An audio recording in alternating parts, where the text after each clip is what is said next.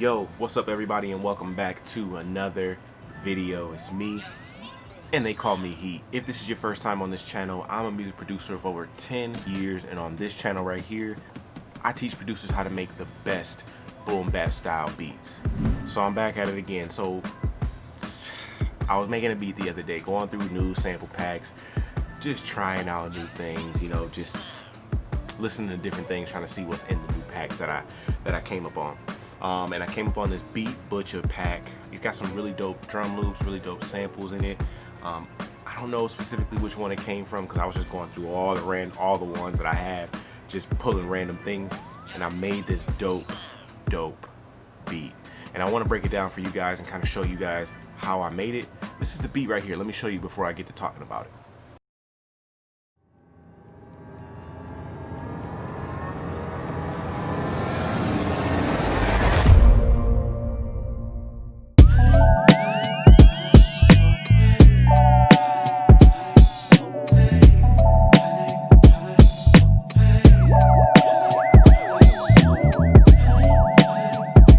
So that's pretty much the beat and, you know, everything together as far as what I have so far. I do have some like extra horn stabs that I didn't play in there. Really dope, really simple, still kept it real boom bappy and real hip hop-ish. So I started off with this like weird Rhodes, kind of high-pitched Rhodes loop.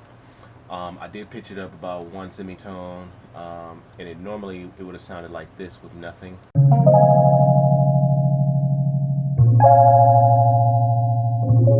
Simple loop. I put some effects on it. I pitched it up one semitone, and it came out sounding like this.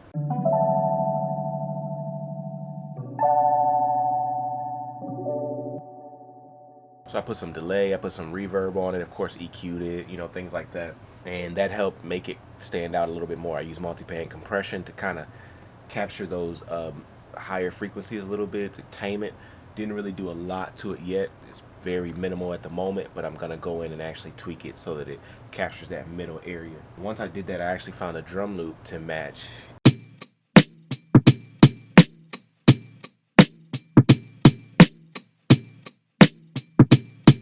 Of course, I took out some lows because, you know, you don't want to have the low end. It was something that I could put another kick on top of to just kind of stack it up and make it fit and make it sound like it's my own loop.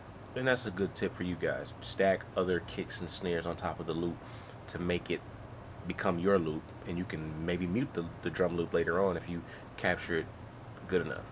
I stacked the kick on top. I put a kick on top of it, and just to make it full, and it came out like this.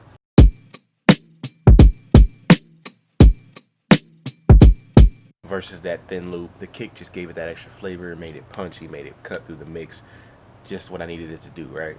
Now, of course, you know, you got the Rhodes, you got the kick, the drum loop and the kick.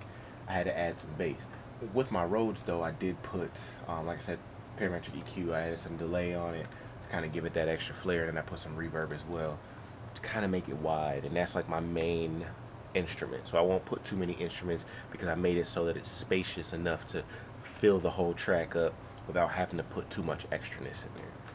So of course what I did with the bass was the homie Waxy, he sent me a one-shot bass pack. The one-shot bass pack has this P bass sample in it. It's just one note, one simple note, and I turned my ADSR on, basically my attack, decay, sustain, release. Turn the release all the way down, turn the attack up just slightly to kind of, so that that's not like right on point when you hit the bass. It kind of has a little bit of, you can hear that click a little bit, but when I add some attack back onto it, you don't hear it as much. Of course I could go more into the attack, but I didn't want to take away from the actual bass note, so I left it where it was at. So we got some bass in there now, and I'll play that for you so that you can hear what it all sounds like when I have just the sample, the drums, and the bass.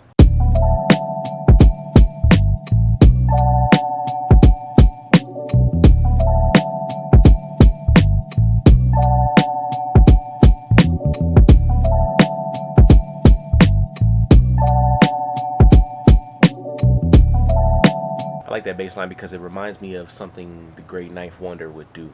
Ninth Wonder would do a bass line like that, and he's one of my inspirations, so it just was dope to be able to know that I could create something that sounds like a Ninth Wonder track or a Ninth Wonder bass, right? So I went with that after finding the key of the sample. I just wanted something hard. I didn't want to keep it, but I still wanted to keep it simple. So I found a good way to play the bass, you know, and that's what came out there. So I couldn't leave the track without, you know, adding some hi-hats, and I had to put this little extra sizzle in there. Nothing crazy, you know, you don't need to add too many extra hi-hats with that. It just accents the actual drum loop, the hi-hat that's in there, because it's a when I just wanted to make the main you know, stand out a little bit more. And of course, you know, I gotta add the open hi-hat. I can't go without adding that open hi-hat. So I put this open hat in there.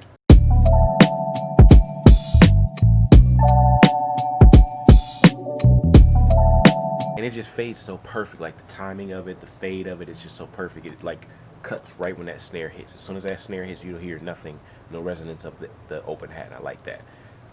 Now, as I was making the beat, I got this crazy idea, and I was just singing this melody in my head, and I'm like, what if I laid that down and put that in there? So I pulled out the mic, and I got to recording my vocals on there, and I recorded myself to kind of stack it up, make it, you know, make it full. I'm not done with it yet, but I added some extra vocals of my own. That way I wouldn't have to rely on Arcade in order to get those vocals that I'm looking for. So I added some vocals of my own that sound like this. Hi, hi, hi, oh, hi, hi, hi, oh, hi, hi, hi, oh, hi, hi, hi, oh.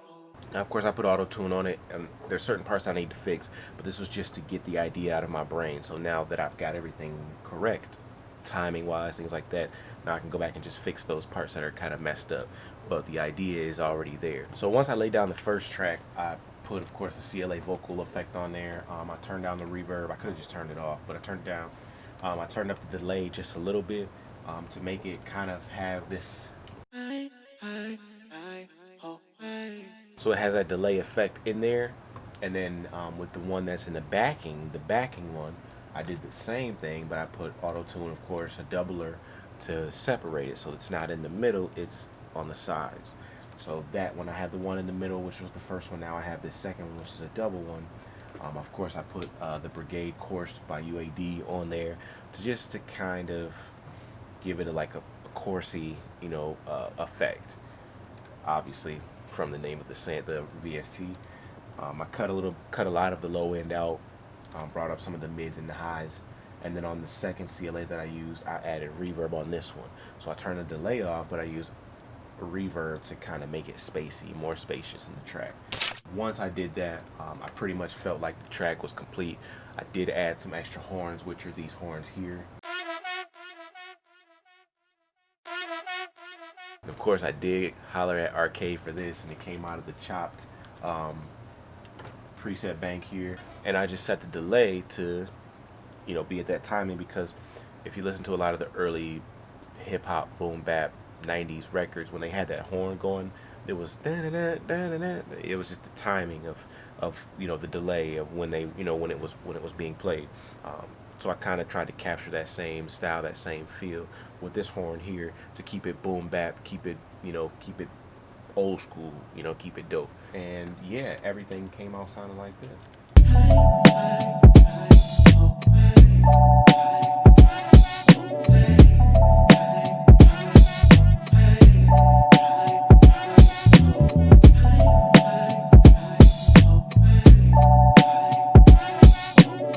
Now I did add in this these effects right here.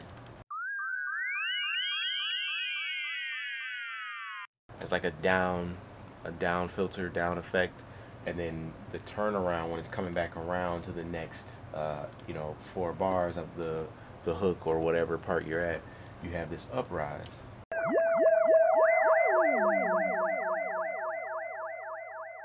And just like in my arranging boom bap beats, you know, it kind of goes hand in hand with that. It's the same thing. You want to have something in there that alerts the artist that, hey, something different is about to happen. You need to be ready.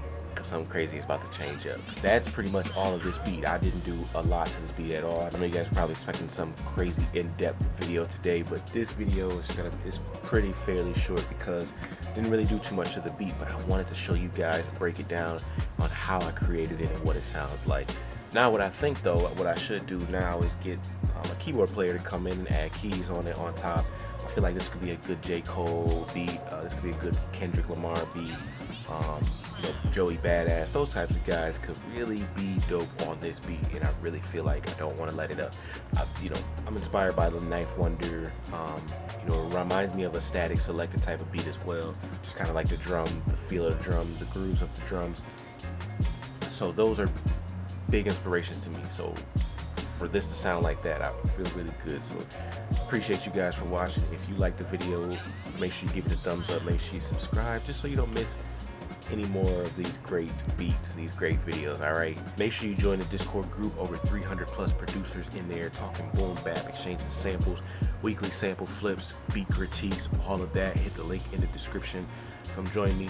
And if you want any of the sounds from this beat or this video today, make sure you hit the Patreon link below, become a patron of the channel, support the channel, and get these files or these sounds every single time a video drops. All right, I'm about to hear y'all, and I appreciate you watching. Thank you.